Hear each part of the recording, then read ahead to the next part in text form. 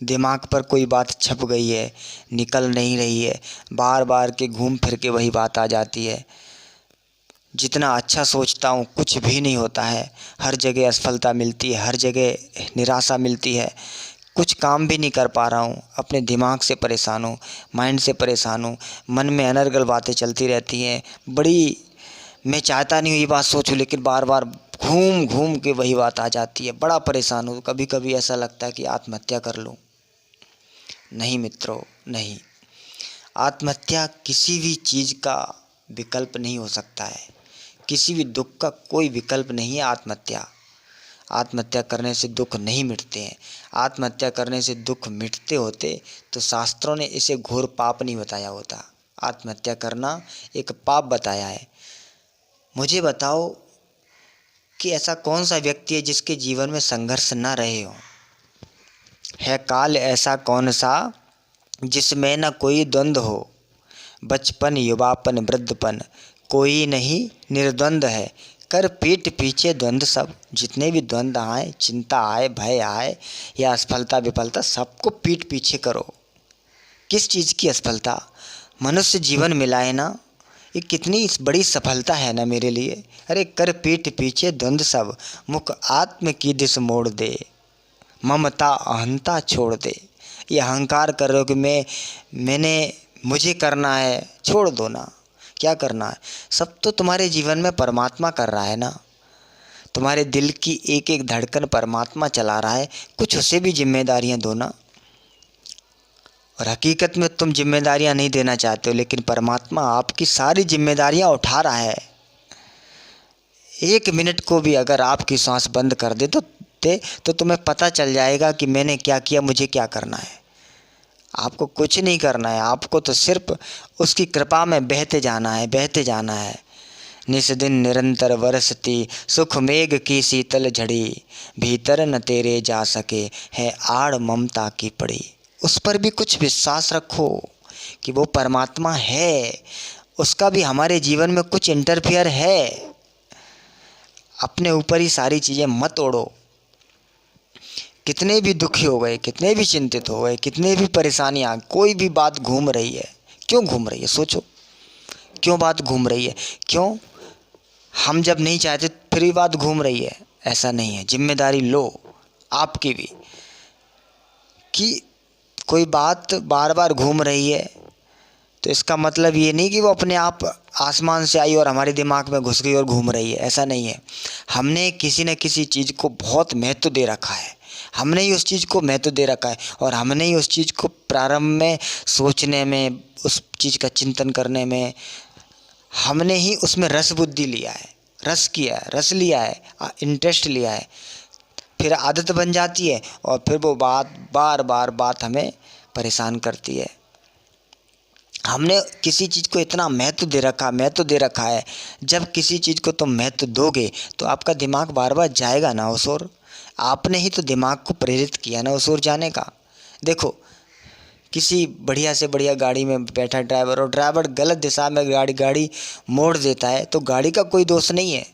गाड़ी तो एक इंस्ट्रूमेंट है, ऐसी दिमाग तो एक इंस्ट्रूमेंट है।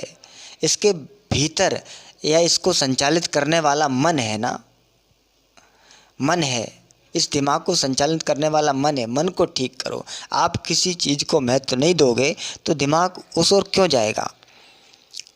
आपके केंद्र में वो कहीं ना कहीं कोई ऐसी चीज़ महत्वपूर्ण है, उस चीज़ को महत्व मत दो। हमेशा याद रखो कि आपके केंद्र में आप होने चाहिए, आपके केंद्र में आपकी खुशी होनी चाहिए, आपके केंद्र में ईश्वर होने चाहिए। ईश्वर है, आपकी खुशी है, और आप हो तो आपको दुख छू नहीं सकता है।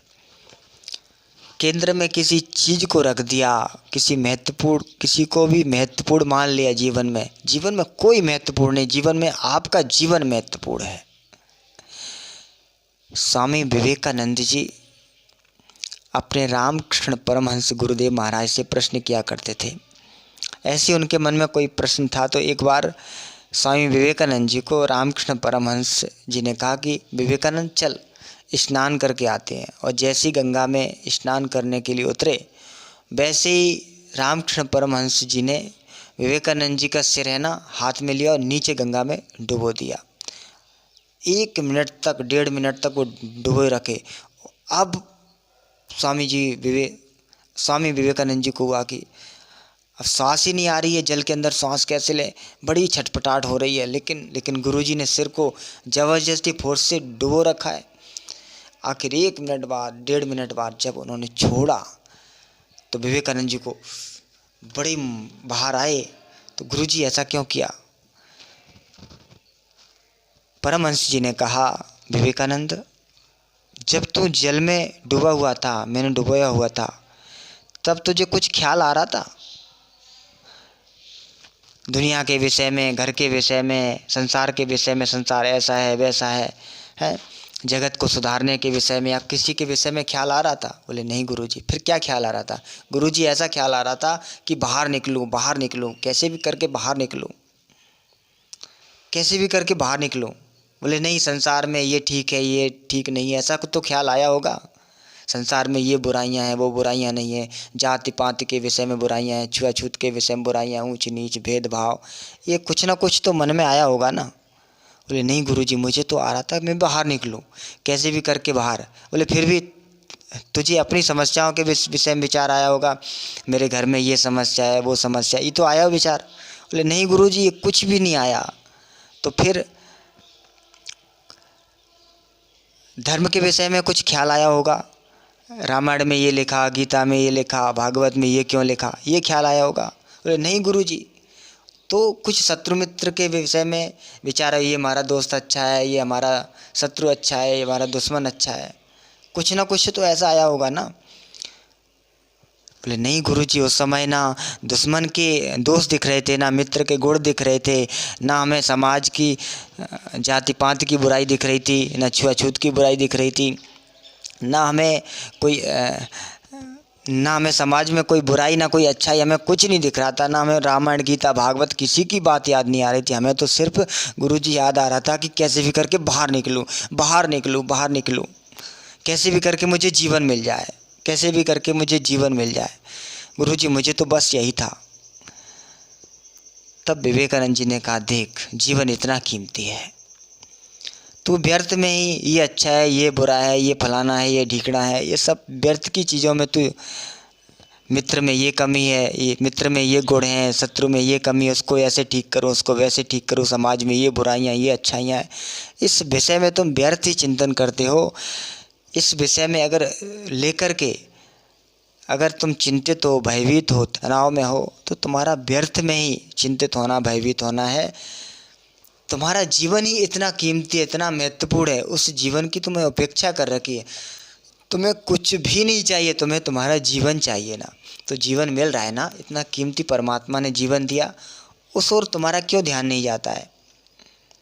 मित्रों, जीवन में आप जिस समस्या को लेकर के आप तनाव में आ जाते हो, वो समस्या बहुत छोटी सी है, तुम्हारे जीवन के आगे बहुत महत्वपूर्ण ज़्यादा नहीं रखती है।